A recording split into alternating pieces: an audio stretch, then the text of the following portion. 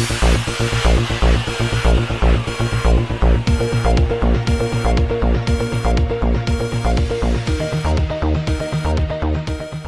اللہ الرحمن الرحیم۔ السلام علیکم ناظرین، ہری پور میں کمسن ڈرائیورز اور بغیر لائسنس گاڑی چلانے والوں کے خلاف ٹریفک پولیس ہری پور کا کریک ڈاؤن جاری ہے۔